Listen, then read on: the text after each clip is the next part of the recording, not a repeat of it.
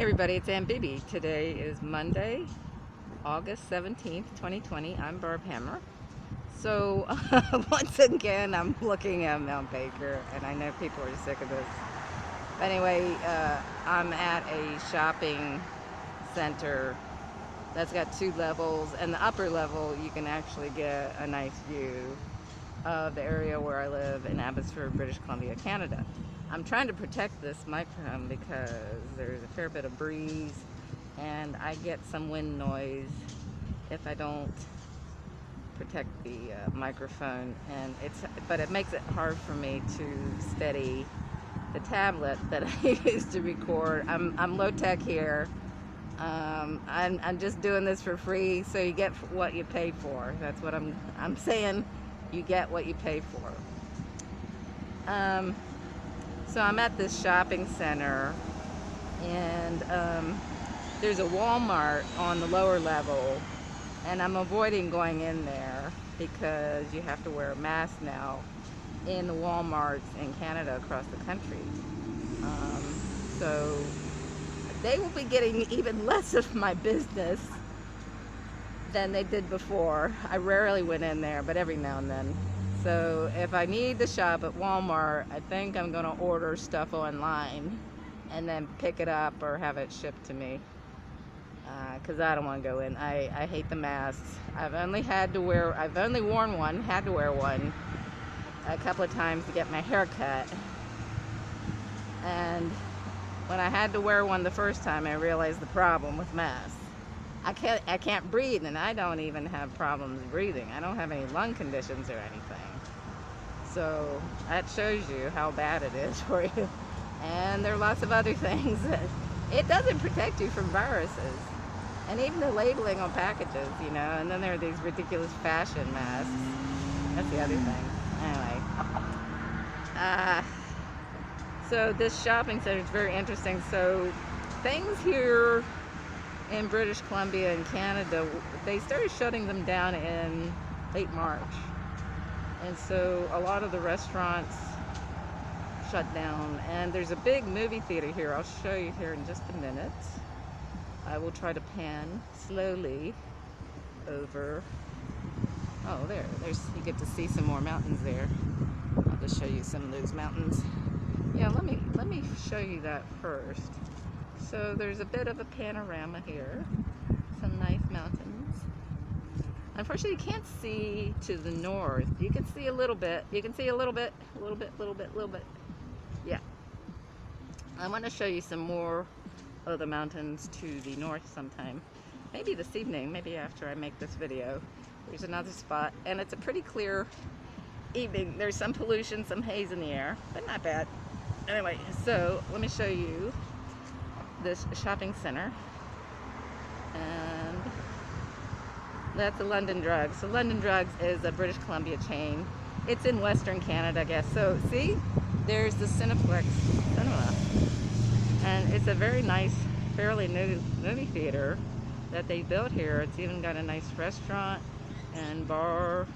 There's an adult area, yeah, the VIP, an adult area, which I've been to. The seats are expensive, but you can order food to have served in the movie theater, or they have seating outside the theaters, and they serve alcoholic beverages. Yes, indeed they do. So every now and then, not very often, I would go to the movie theater with my husband, and we could get some pretty cheap tickets because he's a senior citizen. He's a senior, so we get the seniors rate, and then they had reward points, so I could get a ticket for free a lot of times, and we would go on the cheap nights.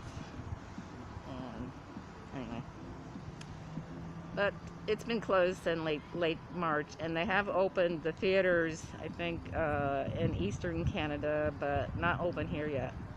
So that big movie theater has been empty for 5 months. Almost 5 months, yep.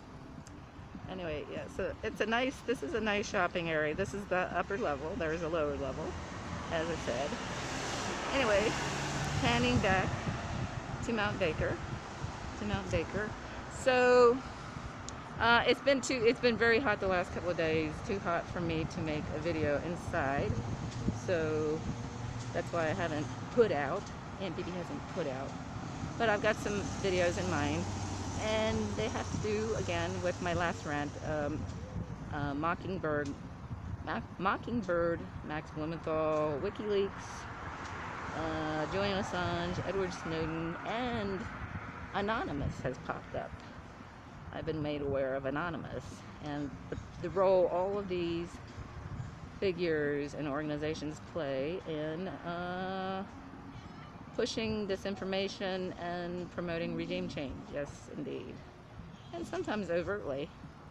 Sometimes in a more subtle way, smearing countries and promoting propaganda about them. Anyway, everybody gets caught up in the false dichotomy. That's another thing I want to talk about. The false dichotomy. And I've talked about that before in connection with Julian Assange and WikiLeaks. So,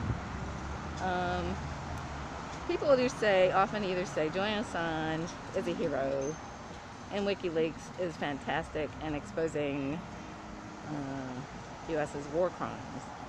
And then other people say, oh, WikiLeaks is a Russian site. It's got Russian backing, and Julian Assange is a Russian agent. Well, I'm not part of that false dichotomy, so if you actually look closely, Julian Assange and WikiLeaks, they smear countries that the West targets for regime change. Yes, indeed they do. Believe it or not. So they put out disinformation. So they put out some truth, some good information, but a lot of crap information. And especially the State Department cables that were leaked, and they were published in mainstream media. Imagine that. And Julian Assange gets a lot of flattering attention in mainstream media, just like Edward Snowden. So, you know, just saying.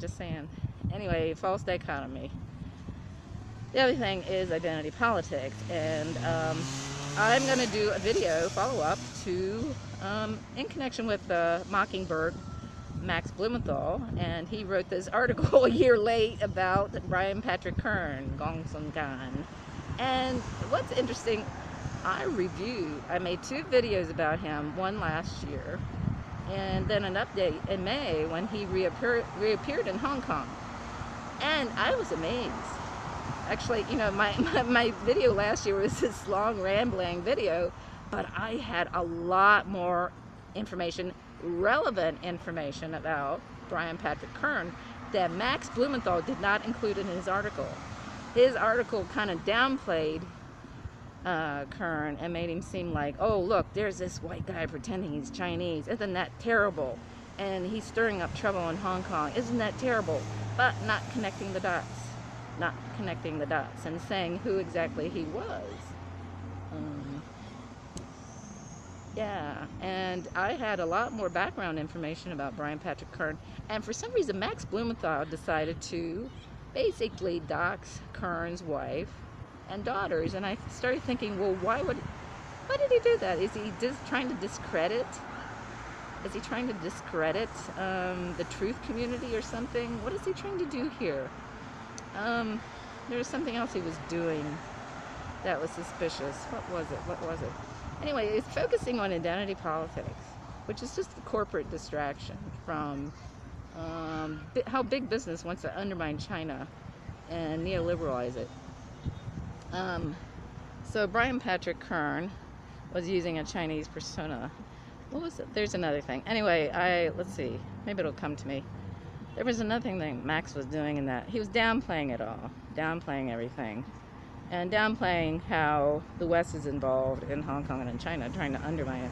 So I had a lot more information about Brian Patrick Kern, and you know, going back further, back much further, and in other countries where he was playing a role.